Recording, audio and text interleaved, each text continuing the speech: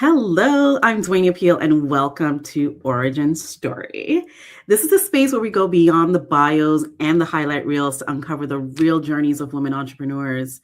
It's the moments where they have an idea, where that idea first sparked, the risk that follows, the pivots that tested them, and the breakthroughs that changed everything. Every business you see today started with a decision, a moment when someone chose to believe in their vision enough to begin. On this series, I sit down with some incredible women who are building businesses, creating impact, and redefining success on their own terms, because every empire starts with an origin story. My first guest is the one and only Diondra Filicetti of Driven by Co. Now, before Diondra takes us back, I want to remind you that you need to like this video, as it's an easy and free way to support the channel and to spread Diondra's story. So let us dive right in. Diondra, take us back. Ooh, Where did this idea first start? okay, I love this. Before I go back, I'll just kind of give everyone who's listening like an idea of where I'm at now, so that Yes. give some context to the story. But today I'm a two-time TEDx speaker. I'm the author of the book Engagement Economics, and on a day-to-day basis, I do training, speaking, and workshop facilitation in the realm of communication, leadership, and focused on employee engagement. And it obviously didn't start out that way. In fact, if I go back, I studied graphic communications, which got me a Bachelor of Technology. Oh, And I was actually working in the print industry for pharmaceutical packaging. So think like Tylenol, like we did the labels for that. And for those of you who are unfamiliar with what it takes to work in the pharmaceutical industry, everything and anything is documented. Everything has a procedure because you have to be so careful. If I accidentally printed 1 milligram when something was 10 milligrams, like you could potentially harm somebody or kill somebody. So the environment was very strict. There was so many procedures you had to abide by, but it gave me so much of a learning opportunity. The thing is, I didn't realize that I had a knack for communicating and connecting with people until I started noticing the pattern of, oh, Diondra, take the client for a plant tour. Diondra's going to speak to the auditor. Diondra's going to train the new hire. Diondra's going to sit in the interview and ask the questions while we listen to the candidates' answers. And I'm like, I actually really like this, but why do I keep getting told to do this? And eventually I left that career with, unfortunately, without a plan. So if I could go back, I probably would have had a better plan.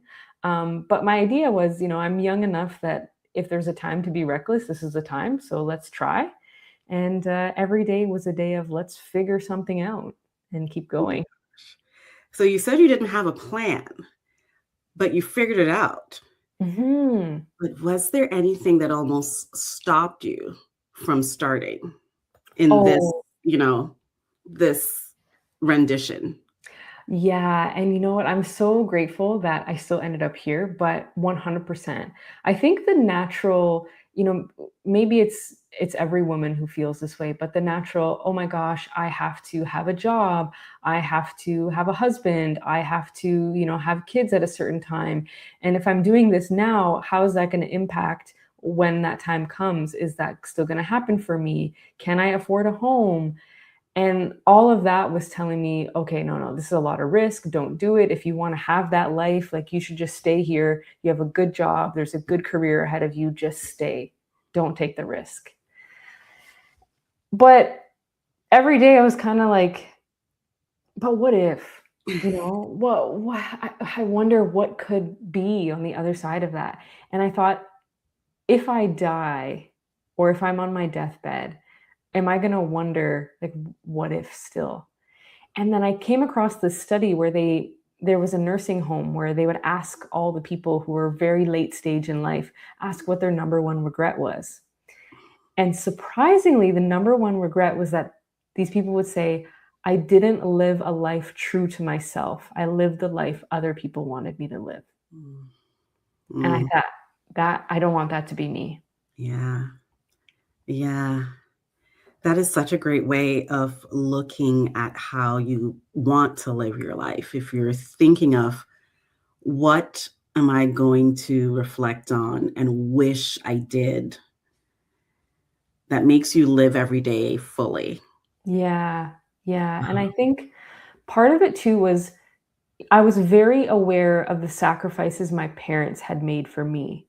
Mhm. They sacrificed a lot to be able to give me a university education and to give me a good childhood. And I thought, how could I dishonor them by not reaching as high as I could reach, considering what they've done? My parents could have done a lot more for themselves had they not put aside, opportunity for me. My Mhm. dad could have had a post-secondary education. My mom could have traveled more, could have done a lot more, but no, where were they? They were there for me. And so how could I not? Yeah. It's like you're living for yourself and you're living their dream. And you have, like you said, that moment in time that you can afford to take risks. So take those risks in order to figure things out. And I mean, look at you now, Dion. Thanks. You're so kind. And see, I get to meet people like you and talk to people like you. Like, I have the best relationships and best network, and I wouldn't have had any of that. If you didn't take the risk, yeah, Mhm. that is true. Mhm. So in taking all these risks, I'm sure there were a lot of lessons that you had to learn. So what was a major mistake that turned into a major lesson? Ooh, okay. Honestly, there's like I can A give you ton. the like a ton. Like That's the um entrepreneurship life. exactly, right? But I think we have to run face first into these failures and mistakes because they really are. I've learned so much more from failing than I have from succeeding.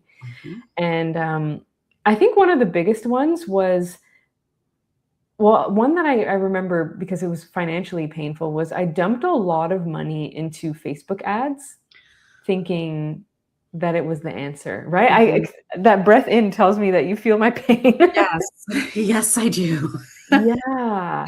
And especially when you don't fully understand how it works, because at the beginning, you're pushing money everywhere to see what sticks. It's like, that throwing spaghetti to the wall, right? Mhm. And that can be painful, especially when it first started and you were being billed in US dollars. Continue. And if it's a Canadian company still billing in US, don't even get me Yes. started on that. Yes.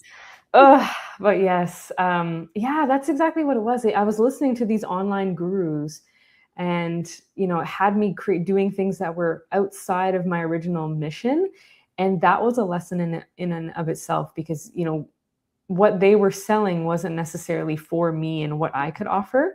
But I thought, they're telling me if I follow this framework and if I do this, then this will happen. And, when I brought up the fact that, okay, this doesn't seem to be working. Oh, because you're not spending enough money in it.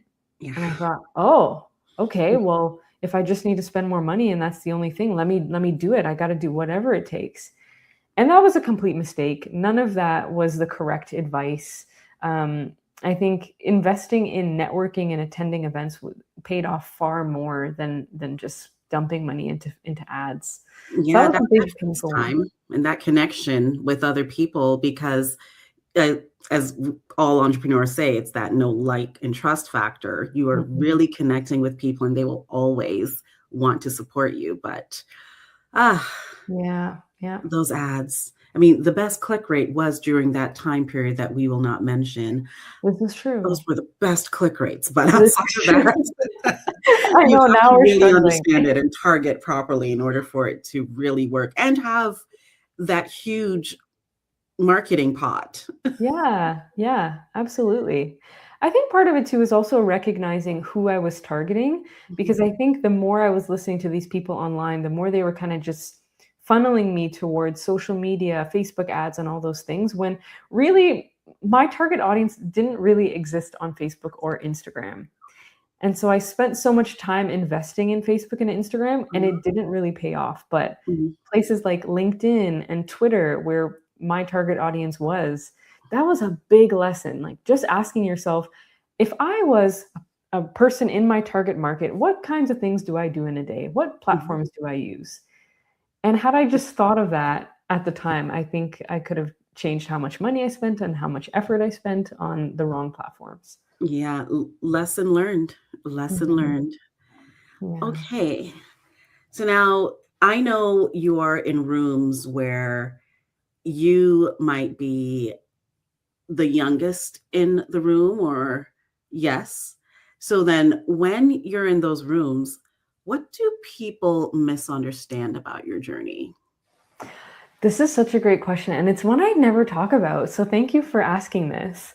Yeah, I spent a lot of time being the youngest person in the room and or just being perceived as the youngest. I think a lot of people are surprised that I'm in my 30s. And so A good they moisturizer. right? Oh my gosh. And yeah, I think they perceive that, what value can this young person offer me? And so I've often gotten challenged on a lot of things like, oh, what kind of education do you have? What kind of experience do you have? And then once they start to learn more about me and watch me in action, then they're like, oh, but I feel like I have to prove myself more than I have seen of the male population or my male counterparts who don't really get questioned at Mhm. all. So I've found that interesting, and I've spent some time with male speakers and other people in my industry, and just watch how they interact in networking situations. And they don't get questioned, but with Yeah. me, it's always like, well, what's your background? What Mhm. education do you have? Like they Mhm. want proof that I can do what I say I'm going to do. Yeah, and there are lots of levels to that. You're a woman of color, and you're a young woman, and all these things factor into how you're treated as an entrepreneur or as an expert in general. Hmm. And I am of the belief, I whenever I'm at networking events and that's the angle, what you give is what you receive. Make sure all the questions you're asking me, you can answer them, because I will ask you the same questions Mm. I need to because you do have that. to feel it. Yeah. It's kind of like, oh, good for you. I do the, oh, good for you. And I Uh-huh. pause and I watch you calculate how you should never do that again. Right, right, right. Yeah. Yeah. Yeah. So, Well, I should you do know that. what? People need to recognize what we have and assume that we are great, because we are great if we are in those rooms, Yeah. before you say otherwise. Yeah, what's up with that? We're assuming mediocrity and not assuming greatness. What's going on here? We don't like that. Uh-uh, uh-uh. It's fine. We know our greatness. We know I our love that. So here's the thing. We are at like the midway point closely. Mhm. And I want to ask you this question. We have a segment. We have a few segments, but I chose this one specifically for you. Here it goes. So every entrepreneur reaches a moment where the original plan no longer works the way they expected. Sometimes it's a challenge. I understand that. Sometimes it's an opportunity, and sometimes it's a decision that completely changes the direction of the business. We call this moment the pivot point, the Mm. moment when everything shifted. Tell us about the pivot that changed the trajectory of your journey. I think my pivot sort of happened over a longer period of time. And I absolutely agree. So when I started with Driven By, and the name Driven By was all about self-motivation and identifying your driving factor. And so when I began, I was doing workshops and all my speaking was around that Mm, purpose. And what I realized was that it ended up being too broad. mm, And so I needed to figure out what people actually needed, because in the market I noticed, people can recognize when there's something missing. There's a skills gap in mhm, communication, there's a skills gap in speaking, there's a skills gap or a gap in engagement. Whereas purpose gap, the first step of that is being self-aware of that gap. And so I was kind of two steps behind, because if people weren't aware that they had a gap in their purpose, I would first have to encourage them to become more self-aware, and then encourage them to take action on that. So I thought,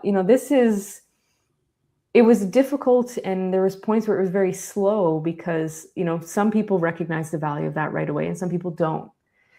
However, if I could offer something a little bit more tangible when it comes to communication, or it comes to employee engagement, and me communicating, what is it that you need to put in place for your employees to be engaged? And so that pivot point happened, and then I started writing the engagement economics book. I started interviewing leaders. I started collecting experiences, doing research to put together, the plan forward for Driven By.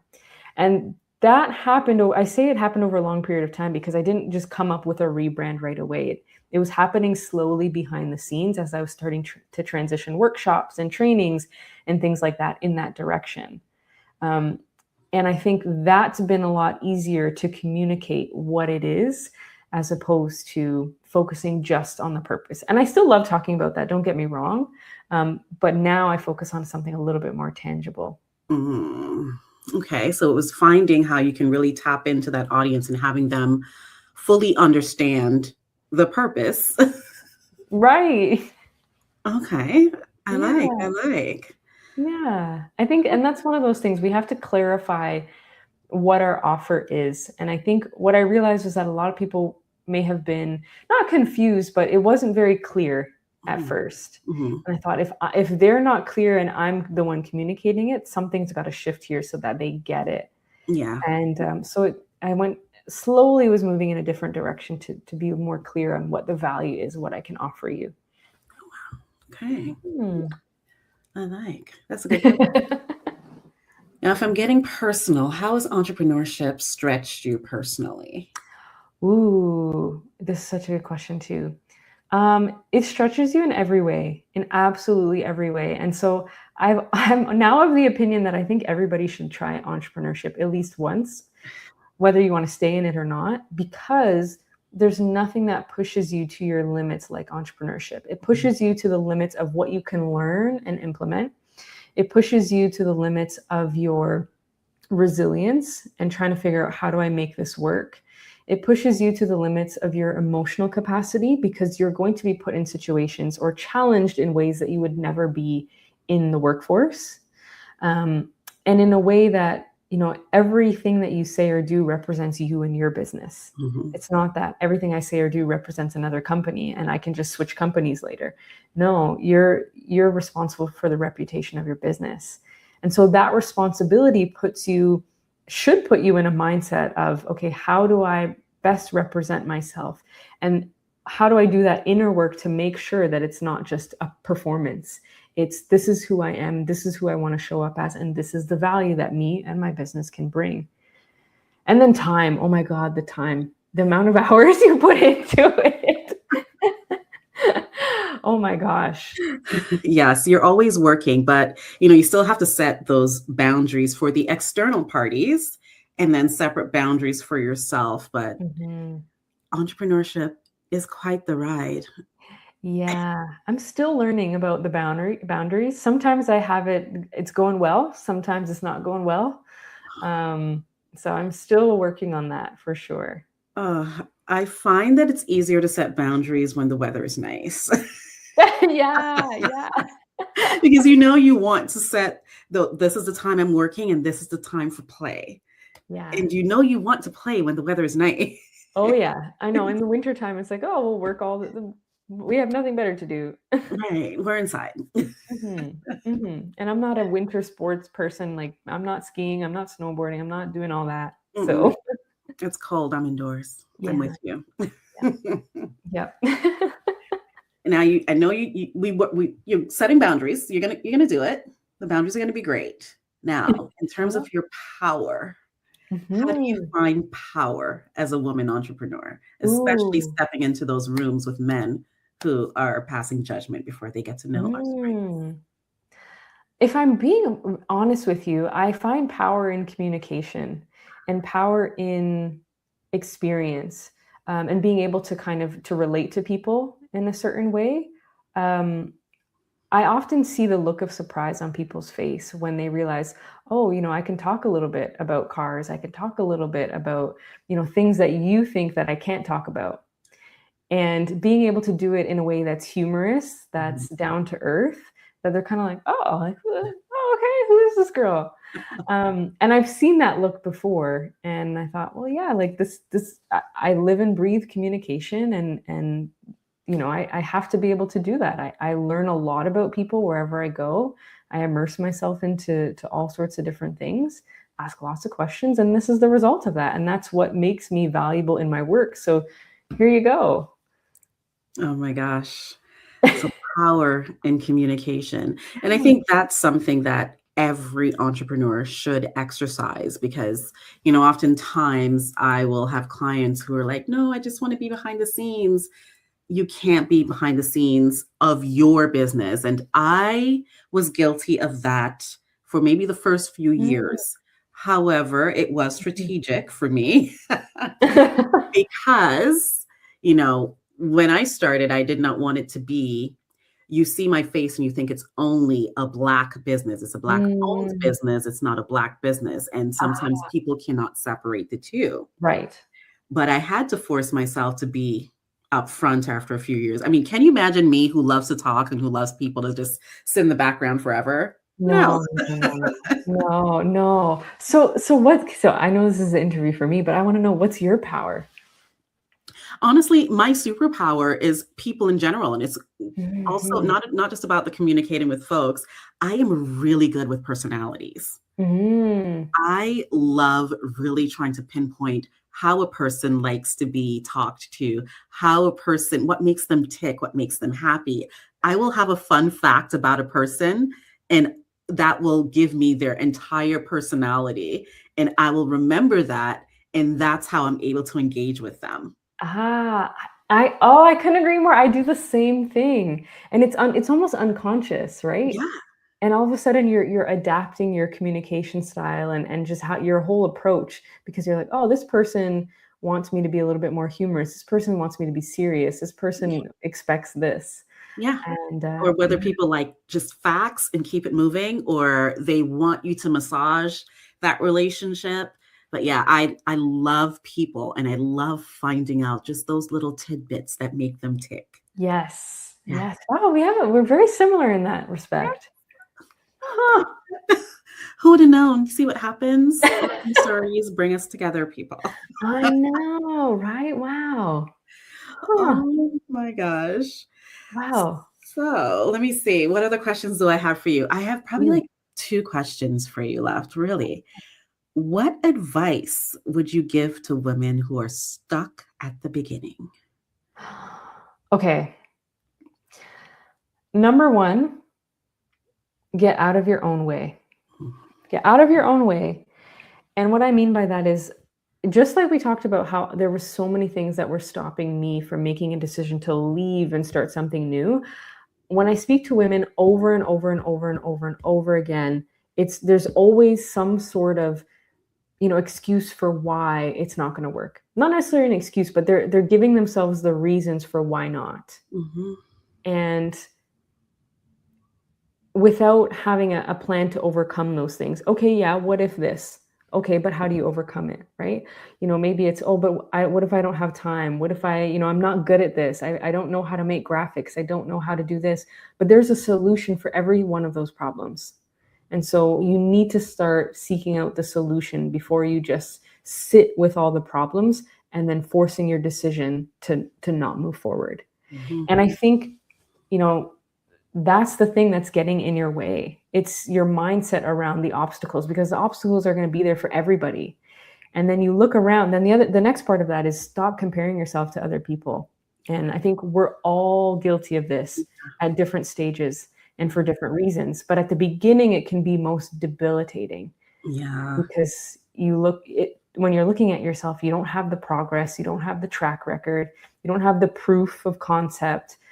But you're starting off, and what it's going to look like for you is going to look so different. And at the end of the day, this is your journey. So if you can continue to compare yourself to somebody else and then choose not to start, well, then you're only ever going to be in that position.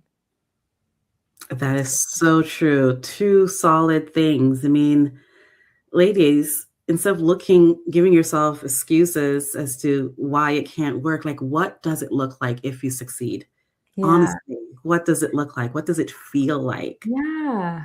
And Like, then the other one too is, sorry to add another one, is ask for help. Like ask yes. people in the entrepreneurship world are so willing to tell you how they've done things. They're so willing to tell you how they've overcome challenges. That's Mhm. one thing that surprised me when I started. People are so willing to tell you. So just ask. Ask and learn how other people have done it and then go and implement it yourself. Yeah, definitely. Use the network around you. When you go to those events and you communicate with people, ask them their origin story, ask them their how, present them with a problem that you have, and you'll see how they might have been through the same thing and they might be able to help you solve that problem. Mm-hmm. Yes. 100%.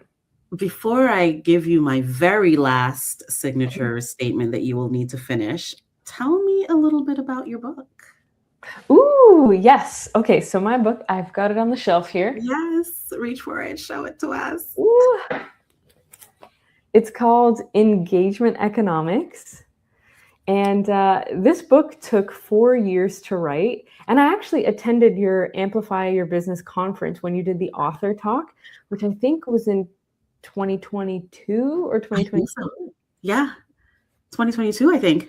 Yeah. Yeah, I think it was 2022 because at that time I started writing around 2021.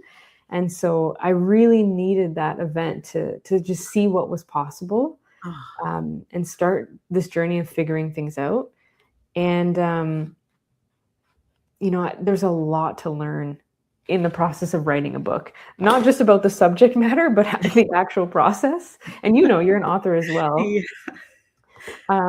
But this book is all about, so if you're new to leadership or you're in a leadership position, most of the time you got put in that position because you were good at your job and you kind of just got promoted. And now all of a sudden you're responsible for the people around you. And that's a completely different mindset shift. And what often happens is you train and coach people on the way you used to do things Mm. without having an understanding of how to approach leadership and how to engage your team. And so this book basically walks you through a framework or a pyramid here of the needs that your team has for engagement. And so it starts with environment, and there's 4 different factors within the environment that you're going to want to create before you look at inclination, and then you go up to activation, which is activation has to do with purpose and connection, those softer things that Mhm. sometimes we start with before putting in the foundational items, like having respect in the environment, having a sense of autonomy, and all these critical things that make people feel comfortable in their work environment. Oh, wow. Well, everyone, we are going to have the link to this book in the description. Make sure you pick up a copy and support Diondra. Oh, thank you. And, because I always forget to run the banners, look at me now. Here they are. Here they are. You can definitely check out her website. You can also follow her on Instagram, Driven by Co. Mhm. Now, Diondra, before we bid you adieu, All right. I would like you to finish this sentence. My origin story taught me that. Oh, I love this. Okay. Wow, I want to put a paragraph here, but it's got to be a sentence. My origin story taught me that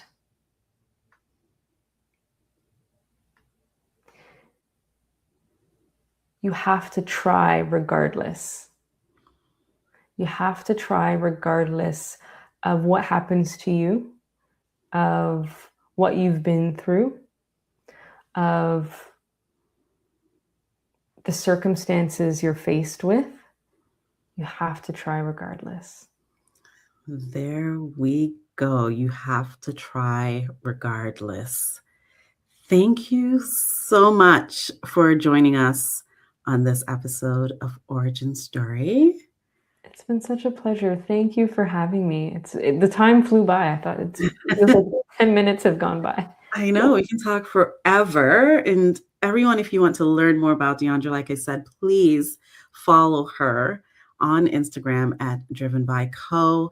I hope this conversation reminded you that every successful business begins with a decision, the courage to start, the resilience to keep going, and the belief that your vision matters.